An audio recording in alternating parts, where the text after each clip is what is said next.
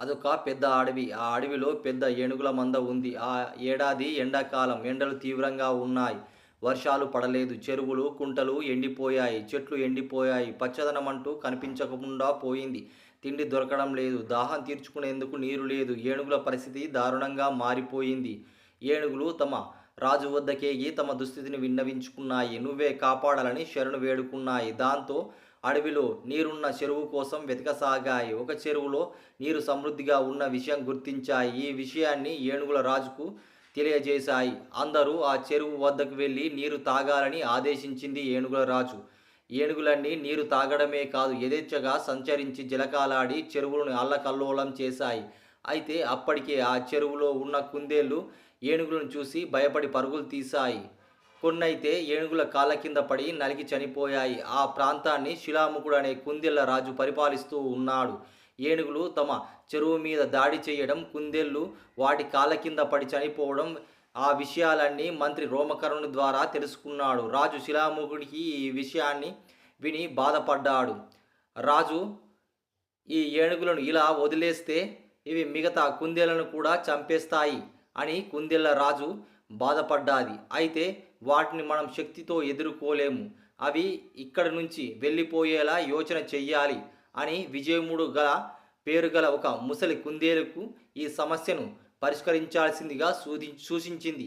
అది చెరువు వద్ద ఉన్న ఒక గుట్టపై కూర్చుంది. ఏనుగుల మంద వచ్చి నీరు తాగి వెళ్ళిపోతున్నాయి. వాటి ముందు ఏనుగుల రాజు ఉంది. ముసలి కుందేలు వాటిని పిలిచింది. ఎవరని అవన్నీ వెనుకకు తిరిగాయి. ఈ ప్రాంతము చంద్రుడు పరిపాలిస్తూ ఉన్నాడు. ఈ ప్రాంతాన్ని చంద్రుడే పరిపాలిస్తూ ఉన్నాడు. చంద్రుడు కుందేళ్ల దేవుడుగా కొలుచుకుంటాయి. మీరు అనుమతి లేకుండా ఈ చెరువులో దిగి స్నానం చేసి కుందేళ్లను చంపేస్తున్నారు. చంద్రుడికి ఆగ్రహం తెప్పించారు. అది తప్పు. మీరు ఇక నుంచి ఎక్కడి నుంచి వచ్చారో అక్కడికి వెళ్ళండి. ఇక్కడికి రాకూడదు. చంద్రుడు ఆజ్ఞాపించాడు. ఒకసారి చంద్రుడి దర్శనం చేసుకొని తప్పు ఒప్పుకొని వెళ్ళిపోండి, లేకుంటే మీకు శిక్ష తప్పదని హెచ్చరించింది కుందేలు. చంద్రుడంటే ఏనుగులకు భయం. దాంతో ఏనుగుల రాజు తమను క్షమించమని ముసలి కుందేలను వేడుకుంది. నన్ను కాదు, మా దేవుడిని చంద్రుణ్ణి వేడుకో. ఆయనిప్పుడు ఆకాశంలో లేడు, ఈ కొలంలో ఉన్నాడు.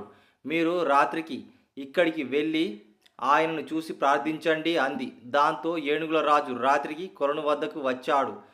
చెరువులో చంద్రబింబం ఎర్రగా కనిపించింది. ఏనుగు ముసలి కుందేలు వైపు చూసి ఎందుకలా చంద్రుని ముఖం ఎర్రగా ఉందని అడిగింది.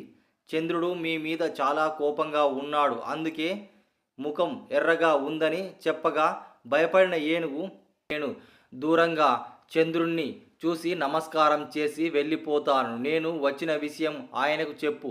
నేను గాని నా ఏనుగుల గుంపు గాని ఇటువైపు రాము అని హామీ ఇచ్చి నీటిలో కనిపిస్తున్న చంద్రుడికి నమస్కారం చేసి వెళ్ళిపోయింది. ఇలా ఏనుగుల బెడద కుందేళ్లకు వదిలిపోయింది.